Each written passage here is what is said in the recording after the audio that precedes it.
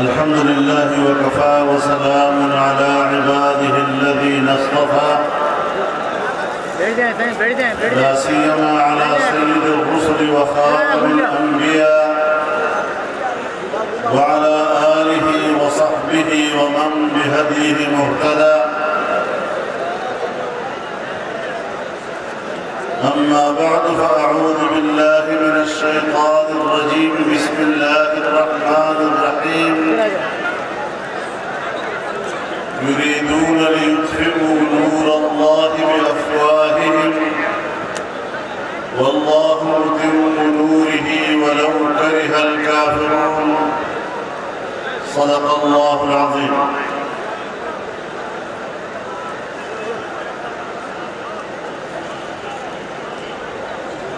صدر جلسہ اکابر علماء کرام، بزرگان ملت، آ رہا ہے آپ کا لوگو، آ رہا ہے لوگوں کا نہیں ہے، میرے دوستوں اور بھائیوں،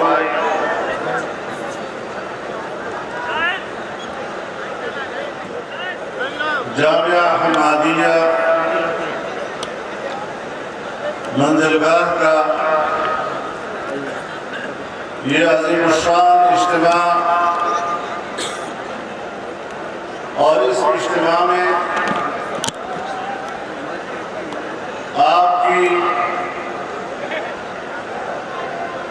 اس بڑی تعداد میں شرکت در حقیقت دین اسلام کے ساتھ،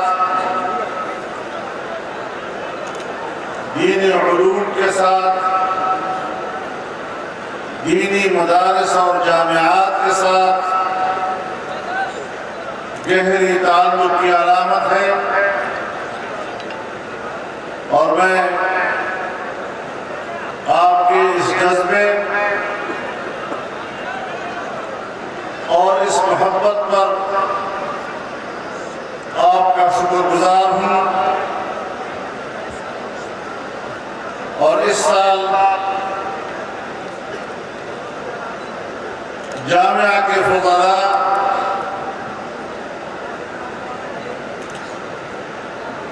جن کو دستار فضیلت دی گئی ہے اور حفاظ کرام، انہیں دل کی گہرائیوں سے مبارکباد پیش کرتا ہوں. اگر یہ جذبہ رہا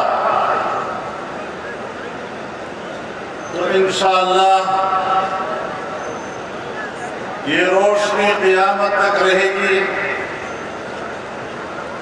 اور اس چراغ کو کبھی بھی بجھایا نہیں جا سکے گا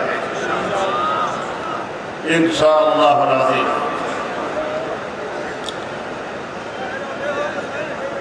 میرے محترم دوستوں،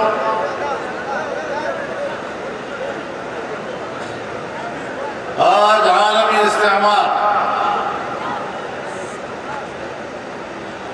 جو دین اسلام کے در پہ ہے، اسلامی تہذیب کے در پہ ہے، اور ان کو علم ہے کہ اسلامی تہذیب کی پشت پر دینی مدارس ہیں، یہ علماء اور فضلاء ہیں. اسی لیے یہ مدارس آج ان کے نشانے پر.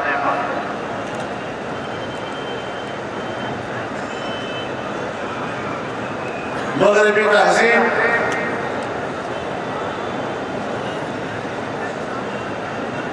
مغربی دنیا کی قوتیں اگر یہ ارادہ رکھتی ہیں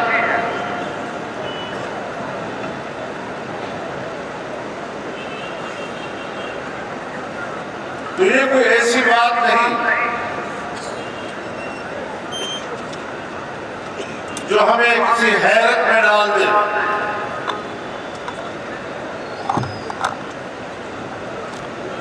حیرت کن بات یہ ہے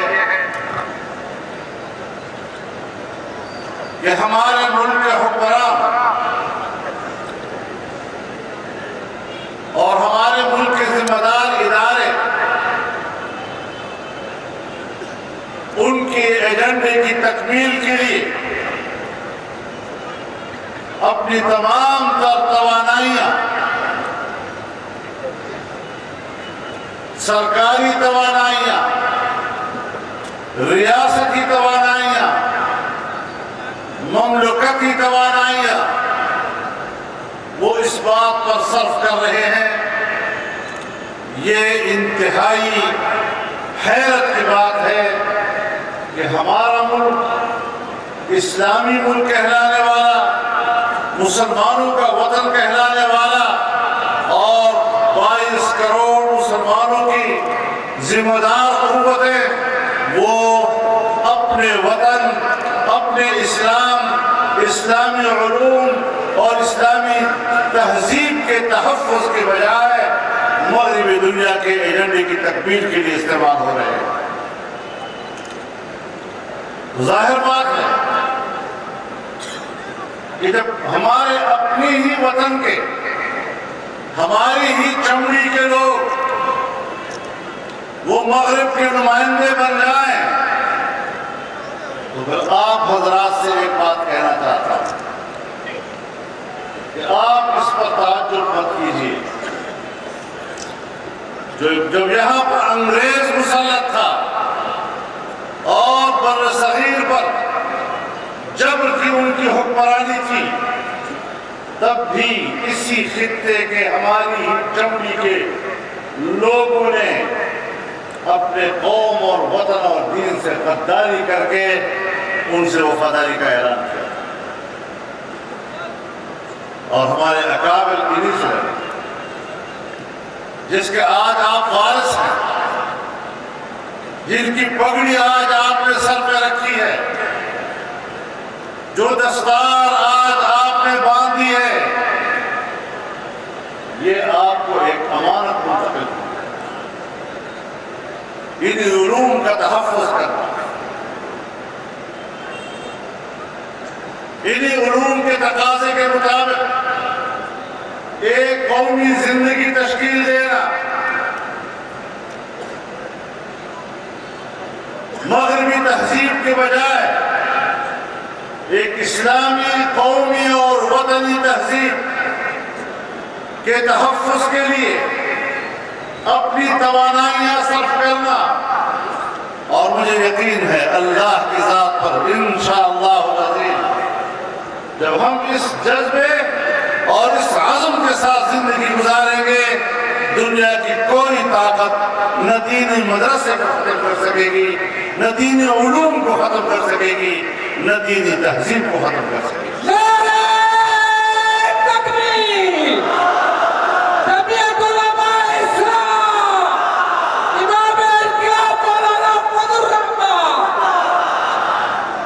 میرے محترم دوستو، آپ یہ بھی جانتے ہیں کہ پاکستان میں مختلف مکاتب فکر کے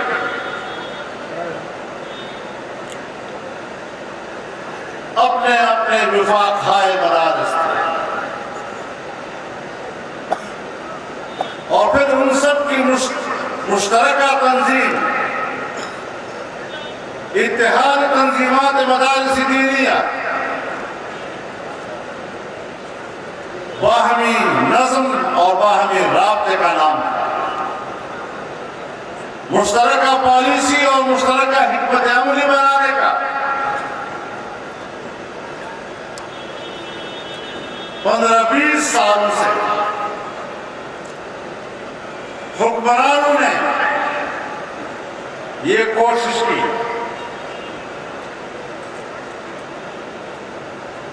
کہ مدارس سے دینی علوم کا خاتمہ کیا جائے۔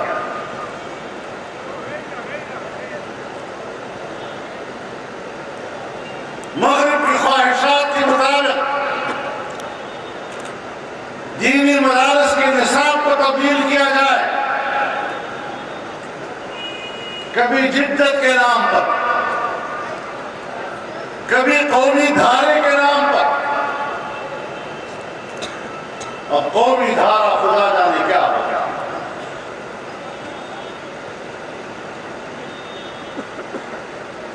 جس دن آپ کوٹ پتلون پہن لیں گے اور داڑھی منڈوا لیں گے اور کلین شیو ہو جائیں گے، اس کے بعد آپ کو کہا جائے گا یہ قومی دھارے میں شامل ہو گئے،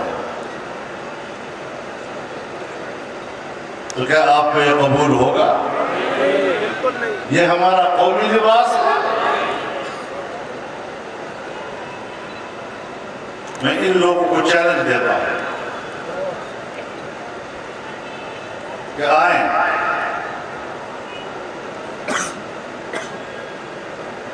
آپ اپنے لباس میں اس اسٹیج پہ کھڑے ہو جائیں اور پھر سامنے عوام ہو اور ان سے پوچھیں کہ ان لوگوں میں سندھی کون ہے، ان لوگوں میں پشتون کون ہے، ان لوگوں میں پنجابی کون ہے، ان لوگوں میں بلوچ کون ہے، بخدا آپ نہیں پہچان سکیں گے۔ لیکن آپ اسی طرح علماء کو کھڑا کر دیں تو ہر آدمی اپنے قومی لباس میں نظر آئے گا اور پتہ چلے گا کہ اس لباس کا آدمی سندھ سے تعلق رکھ رہا ہے، یہ لباس بلوچ کا ہے، یہ لباس پشتون کا ہے اور یہ پنجاب کا ہے۔ قومی دھارا تو یہ ہے جس میں ہم چل رہے ہیں، تم تو مغرب کی دھارے میں چل رہے ہو۔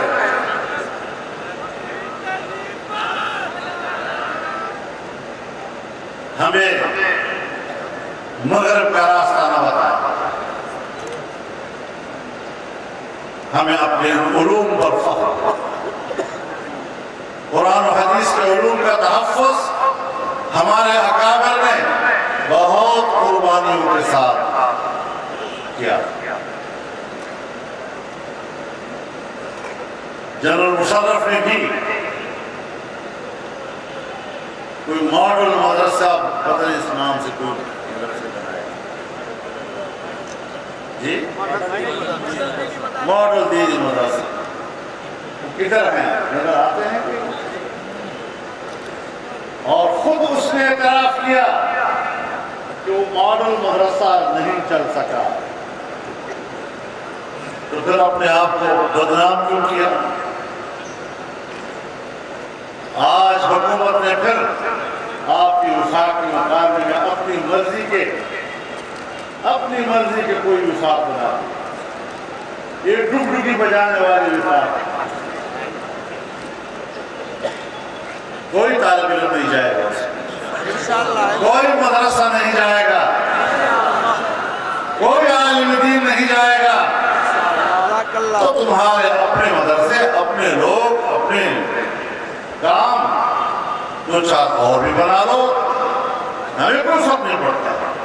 ہم اپنی جگہ قائم ہیں، اپنی جگہ کھڑے ہیں۔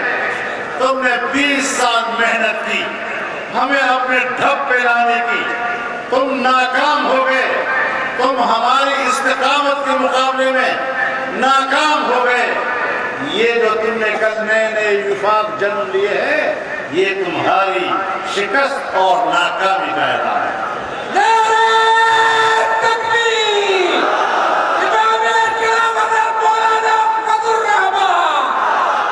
میرے محترم دوستو، یہ جو آج عوام جمع ہیں اور جہاں ہم جاتے ہیں انسانوں کا سمندر اکٹھا ہو جاتا ہے، یہ اس موجودہ حکومت کے خلاف نفرت کے جذبات سے بھرا ہوتا ہے۔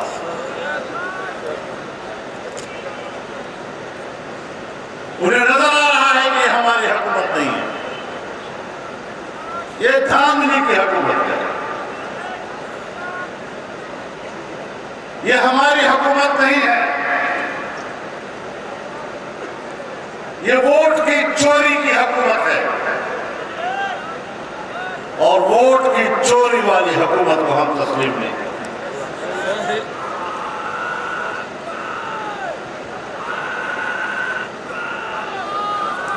انشاءاللہ العزیز اس حکومت کو ہم تسلیم نہیں کریں گے۔ اس کے خلاف ہماری جنگ جاری رہے گی۔ نعرہ تکبیر! جاری رہے گی، جاری رہے گی۔ اس نے قوم کو دیا کیا؟ مہنگائی دی ہے، غربت دی ہے، افلاس دیا ہے۔ آج غریب آدمی کے گھر میں ان سے اپنے بچوں کی بھوک دیکھی نہیں جاتی۔ آخر کیوں ماں باپ اپنے بچوں کو نہر میں پھینکتے ہیں؟ کیا وجہ ہے کہ مائیں اور ان کے والدین اپنے بچوں کو ذبح کر دیتے ہیں؟ مائیں اپنے بچوں کو بازار میں لاتی ہیں برائے فروخت۔ یہاں تک ہم پوچھتے ہیں۔ اور ملک کی حالت یہ کہ آپ کا سالانہ بجٹ اس کا تخمینہ 0 سے بھی نہیں نکل رہا، اور آنے والے وقت میں کسی بہتری کی امید بھی نہیں ہے۔ جھوٹی تسلیاں قوم کو دی جاتی ہیں، جھوٹی تسلیاں ملک کی معیشت کو تباہ ہے۔ آج اسلام آباد میں پورے ملک کے سرکاری ملازمین جمع ہیں، اساتذہ جمع ہیں، کلرک جمع ہیں، وکیل جمع ہیں، ڈاکٹر اور وکیل سب احتجاج پر ہیں، مزدور احتجاج پر ہے، کسان احتجاج پر ہے۔ کوئی شعبہ زندگی ایسا نہیں کہ جس سے وابستہ لوگ آج چیخ و پکار نہ کر رہے ہیں۔ لیکن حکمران ہیں جو اپنی عیاشی میں مصروف ہیں اور اپنے اقتدار کی بقا کے لیے جو ان سے ہو سکتا ہے وہ کر رہے ہیں۔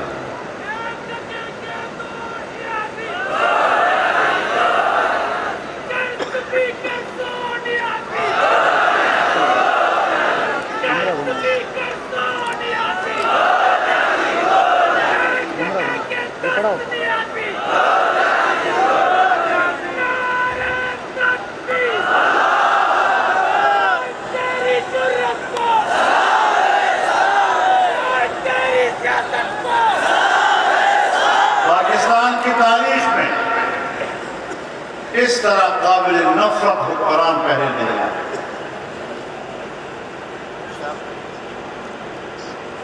نہ کوئی کردار، نہ کوئی اہلیت، نہ کوئی استعداد، پتہ نہیں کیا چیز ہے۔ ایسے حکمرانوں کو میں مٹی سے بنا کر پیش کرتا ہوں۔ جزاک اللہ۔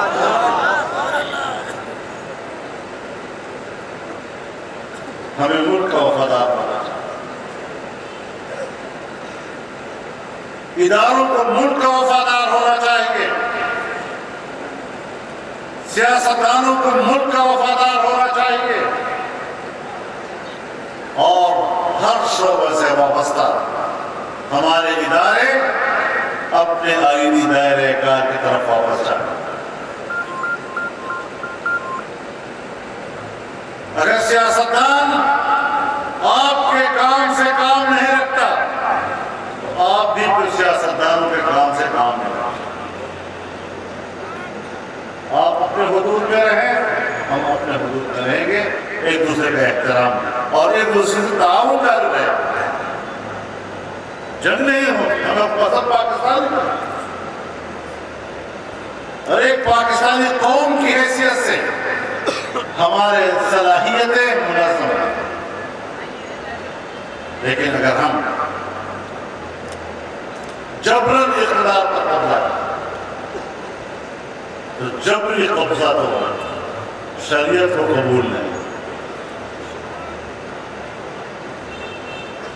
جناب رسول اللہ صلی اللہ علیہ وسلم کا ارشاد، ستۃ لعنتهم ولعنهم الله وكل نبي مجاب. 6 لوگ ہیں وہ کہ جس پر اللہ بھی لعنت بھیجتا ہے اور میں بھی لعنت بھیجتا ہوں اور ہر نبی کی دعوت کی بدعا قبول بھی ہوگی. اس میں ایک ہے المتسلط بالجبروت، جبر کی بنیاد پر قوم پر مسلط ہونے والا. اس امام کی امامت جائز نہیں جس کے مقتدی اس سے نفرت کرتے ہیں، وہ نہ چاہیں اور زبردستی اس کا امام بن جائے. ہم پاکستان میں اپنے آئین کے مطابق سب کا کردار چاہتے ہیں. ہم اصول پر پائے اور سیاست کے اصول آج اس عمر میں آپ ہمیں اس کا الف بے جیم نہ پڑھایا. اگر سیاست کو سمجھنا ہے تو آپ آئیں تاکہ ہم آپ کو سیاست سکھائیں. نعرہ تکبیر! کہ تیری جرأت کو، کہ تیری عظمت کو، قائد اسلام کا عظیم رہنما مولانا محمد الرحمان. آج پاکستان کو تنہا کر دیا گیا. نہ پڑوس میں آپ کا کوئی دوست ہے، نہ اسلامی دنیا میں آپ کا کوئی دوست ہے. ایک دفعہ یہاں انہوں نے کہا کہ کشمیر کے مسئلے پر ہم اقوام متحدہ کے انسانی حقوق کی کمیشن میں ایک قرارداد پیش کریں. حالات سے واقفیت دیکھو. کہنے لگے کہ اس کمیشن میں اس وقت ہمیں 57 ووٹ حاصل. 57. اس کے کل ووٹ 47 کل ووٹ. اور دعویٰ کیا ہمیں 57 ووٹ حاصل. پھر وہ قرارداد پیش کرنے کے لیے کم از کم 16 اراکین کی تائید ضروری ہوتی ہے. تو ان بیچاروں کو 16 ووٹ بھی نہیں ملے، قرارداد ہی پیش نہیں کر سکے. اس سے آپ اندازہ لگائیں کہ کیا بنائیں گے.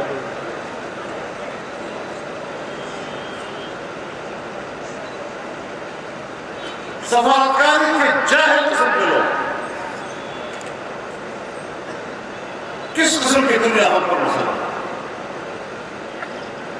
اچھے بڑے لوگوں سے میں نے یہ بات سنی. تو آج کوئی دوست آ رہا دنیا میں ہم تنہا ہو گئے. ملک کی معیشت ہماری تباہ ہو گئی. افغانستان ہم سے آ گئے، ایران ہم سے آ گئے، انڈیا تو ہے ہی آ گئے، سری لنکا ہم سے آ گیا، بنگلہ دیش ہم سے آ گئے، بھوٹان اور نیپال سے چھوٹے چھوٹے ممالک ہم سے آ گئے. اور اس پورے خطے اور ماحول میں ایک پاکستان کی حدود تھا. تو پھر ایسے حکمرانوں کو کیوں ہونا چاہیے؟ ہم کسی کے غلام تو نہیں ہیں. ہم ایک آزاد زندگی چاہتے ہیں. اسی آزادی کے لیے ہمارے اکابر نے 150 سال کا قربانیاں دی. اگر ہم انہی کے وارث ہیں تو آج بھی وہ فرض اور وہ قرض ہم پر باقی ہے.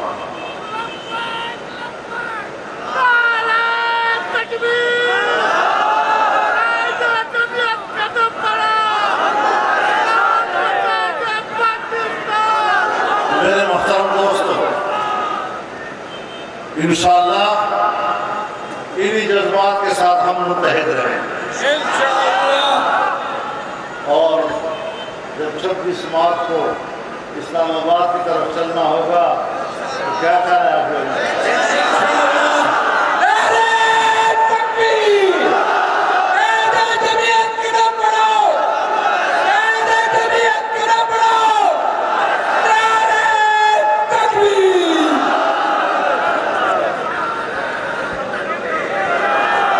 اچھا ایک بات بتا دوں،